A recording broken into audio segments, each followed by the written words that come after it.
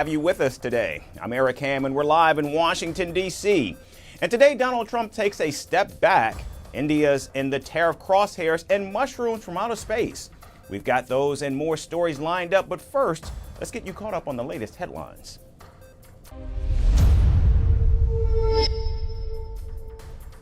Welcome everyone to Firstpost America. We're so glad to have you with us today. I'm Eric Ham and we're live in Washington, D.C. And today Donald Trump takes a step back. India's in the tariff crosshairs and mushrooms from outer space. We've got those and more stories lined up, but first, let's get you caught up on the latest headlines. An appeals court rejects President Donald Trump's bid to lift a court order banning deportations of Venezuelan migrants using the Wartime Alien Enemies Act.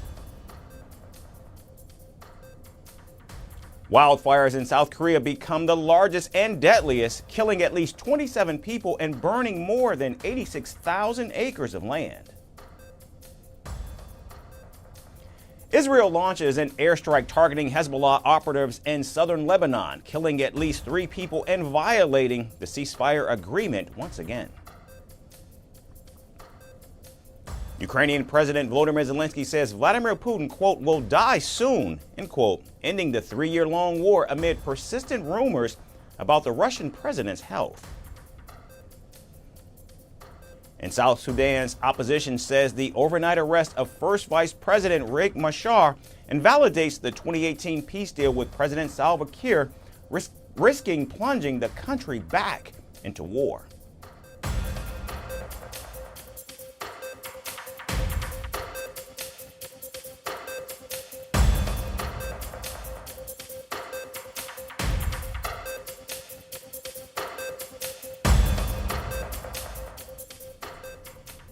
We begin here in the United States, where the arrest of a Turkish doctoral student at Tufts University in Massachusetts has sparked massive outrage. 30-year-old Rumeysa Ozturk was taken into custody by federal agents on Tuesday evening near her home in Somerville, Massachusetts.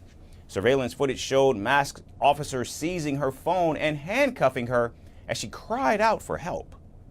I think hypocrisy is a great word in terms of the administration's words and actions.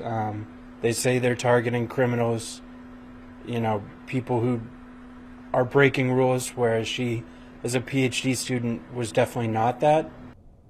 Now, according to several reports, Ozturk was on her way to meet her friends for the Ramadan fast when she was detained.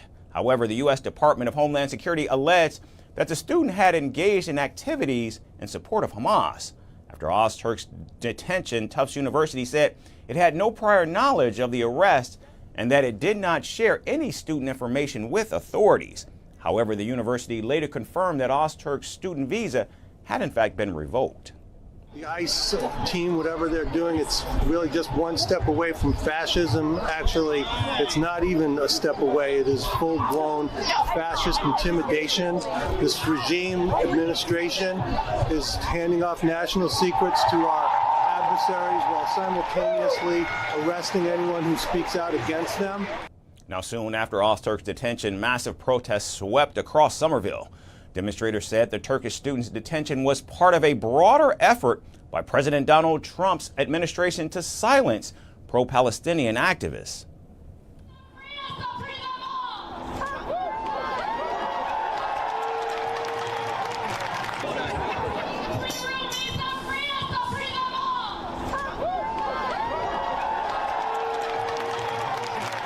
And just before this rally started, we learned that Rumeysa has been taken to Louisiana, the exact same tactics that were used with Mahmoud Khalil. This is a clear and concerted attack on grad workers for speaking our minds in the workplace. Ozturk is not the first international student, however, to face such consequences in the United States. In fact, earlier this month, Mahmoud Khalil, a Columbia University graduate, was arrested under similar circumstances. The Trump administration accused him without evidence of supporting Hamas. The department's recent actions, which hopefully you've seen at Columbia University in coordination with our law enforcement agency partners, are part of the administration's mission to end anti-Semitism in this country. The president promised that under his watch, we will no longer stand by while universities tolerate and facilitate anti-Semitism and support of terrorism on their campuses. Now, cases like these signal President Trump's escalating efforts to target international students critical of Israel. But critics warn this is an attack on free speech, and they fear under Trump's rule, the line between national security and political repression is disappearing.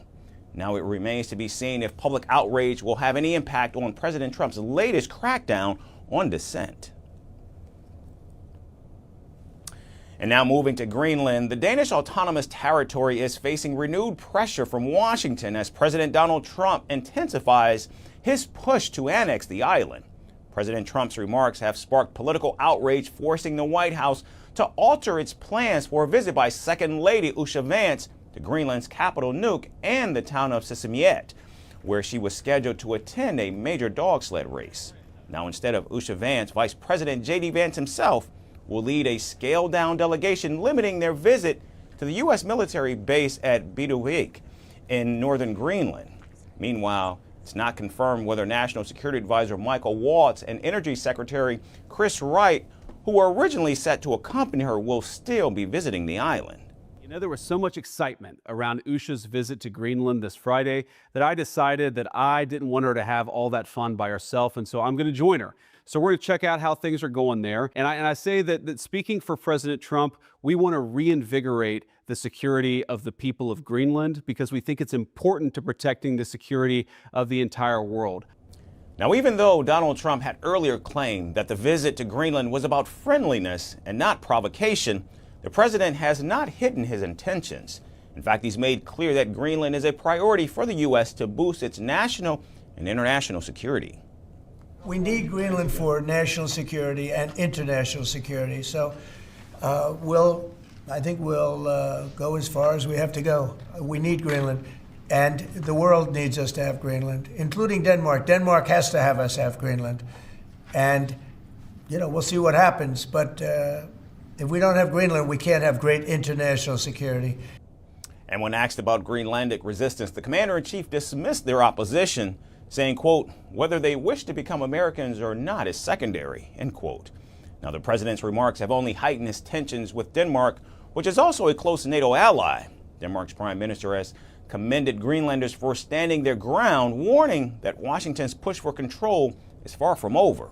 She also acknowledged that Denmark had not done enough to strengthen its Arctic defenses and pledged to increase military investment in the region.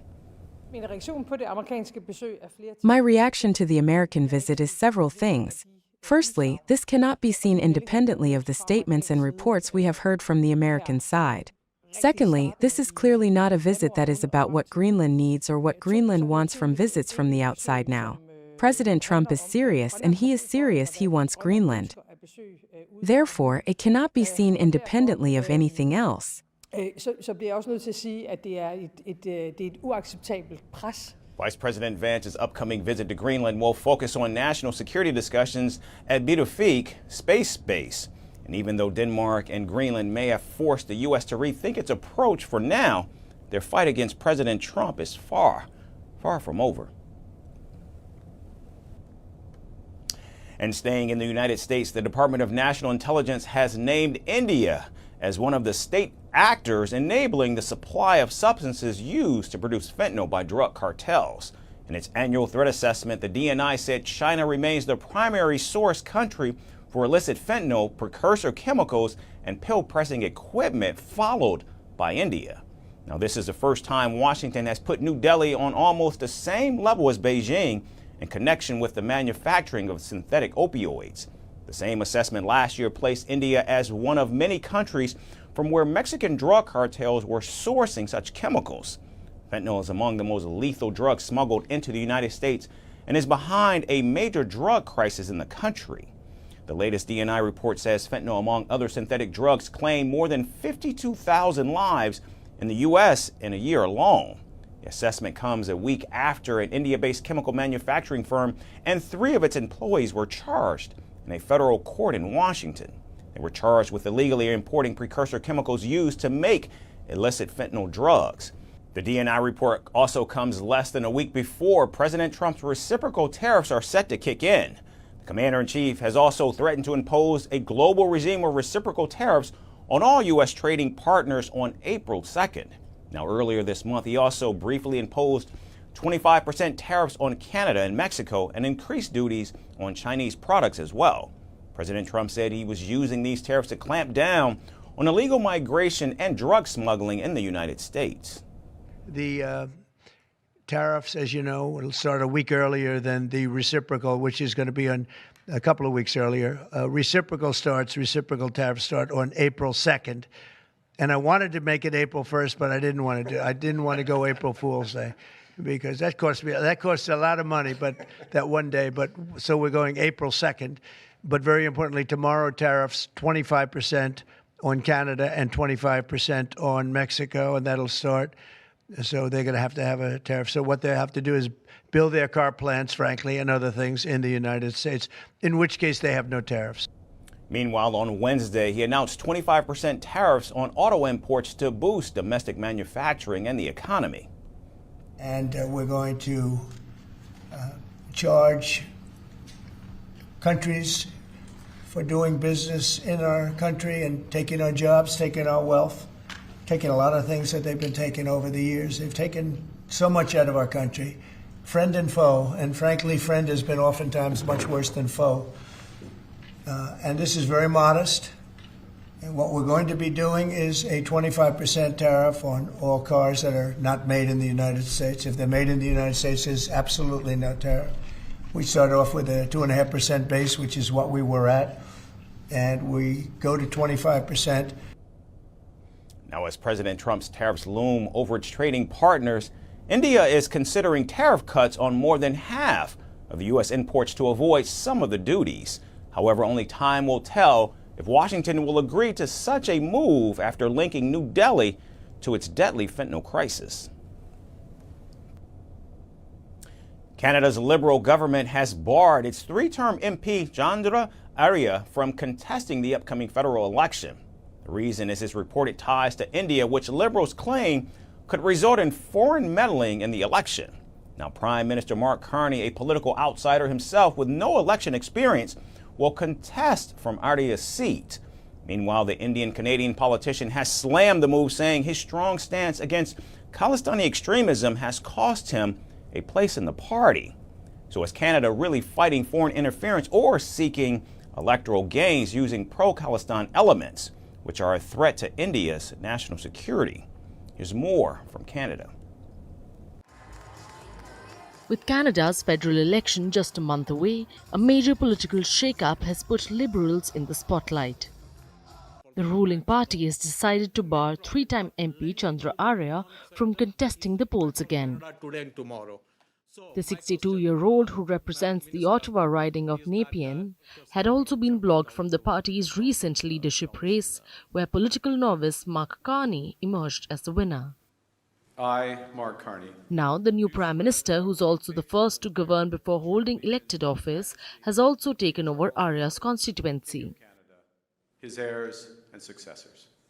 So quite evidently, the Liberals are sidelining a seasoned politician.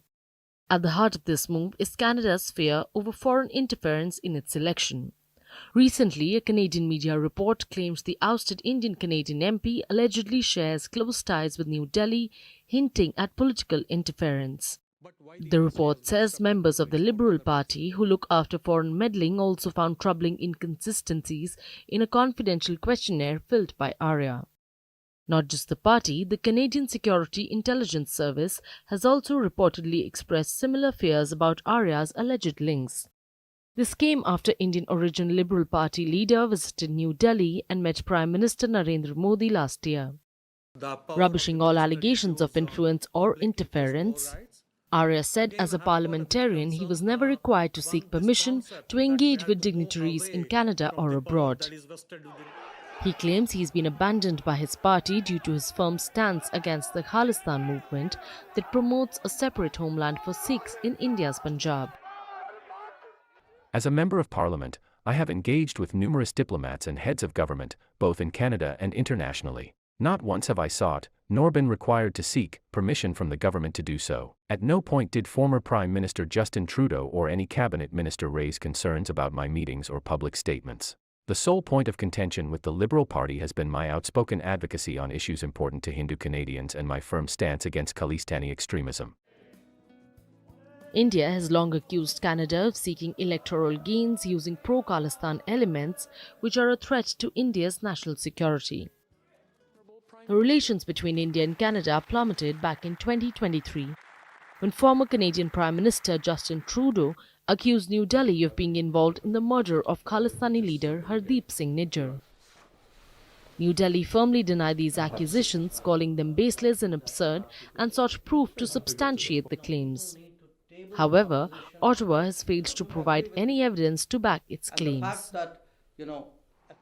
Earlier, under Justin Trudeau, a Canadian Commission report also carried insinuations of interference in Canada's elections by certain foreign governments, including India. After Mark Carney took over as the Canadian Prime Minister, Ottawa once again claimed that India, along with China, are likely to interfere in the upcoming general elections in the country. While Ottawa continues to repeatedly level baseless allegations against New Delhi, India waits for concrete proof from Canada as ties between the two countries nosedive rapidly.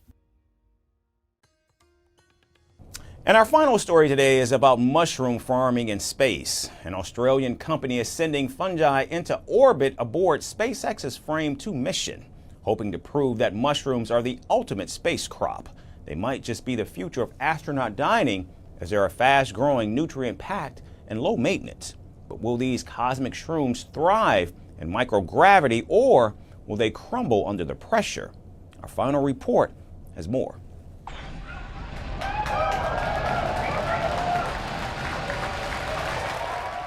Just when you thought space exploration was all about high-tech gadgets, rocket fuel, and existential questions about the universe, Australia comes in with a curveball: mushrooms. An Australian company is aiming to make history. They are attempting to grow a crop of oyster mushrooms in space. This will happen in microgravity aboard SpaceX's Fram 2 mission. It is scheduled for April this year. Because why limit space farming to boring old lettuce when you can send fungi floating through the cosmos? The Australian firm behind this ambitious experiment isn't just sending mushrooms to space for the fun of it. Oyster mushrooms, their chosen cosmic crop, are nutritional powerhouses. They are rich in protein, fiber, antioxidants, and essential minerals like copper and selenium. Plus, they naturally contain vitamin D, which increases when exposed to UV light. Perfect for astronauts who can't exactly bask in the sun on Mars. These oyster mushrooms are low in fat and require minimal resources to grow. The bonus is that they don't need fancy fertilizers and much water. The Fram 2 mission, launching from the Kennedy Space Center in Florida, is set to orbit Earth's polar region for 3 to 5 days. On the final day, Australian adventurer Eric Phillips, who, fun fact, will be only the 4th Australian-born person in space, will tend to this otherworldly mushroom patch. He will document their growth, check for signs of space-included fungal weirdness, and make sure they don't mutate into some sci-fi horror scenario. According to experts, mushrooms are the ideal space crop. It's because they're fast-growing, highly nutritious, and don't require complex processing. Given that NASA is prioritizing grow, pick, and eat crops like lettuce and tomatoes, mushrooms fit right in. They also contain potassium and essential minerals usually found in nuts and seeds. This makes them a versatile, nutrient-dense food option for future lunar or Martian missions. Of course, this isn't fungi's first trip to the stars. Last August, Australian astrophysicists sent vials of lion's mane, turkey tail, and cordyceps to the International Space Station. This time, if all goes well, Australian adventurer Eric Phillips' space mushrooms will fully fruit, hence giving scientists a chance to analyze their growth and compare them to control samples stored back on Earth. I'm in a lab designed to last 31 days. So I gotta make water and grow food on a planet where nothing grows. While growing mushrooms in space might take people back to 2015's The Martian, starring Matt Damon, who gets stranded on Mars and survives, In your face, Neil Armstrong. will oyster mushrooms become the go-to snack for future space travelers? Or will they just float around looking mildly confused in zero gravity? Either way, one thing's for sure. Australia just gave a whole new meaning to the phrase out of this world cuisine. That's all we have time for today. Thanks so much, everyone, for tuning in. We look forward to seeing you right back here tomorrow. Have a great day, everyone.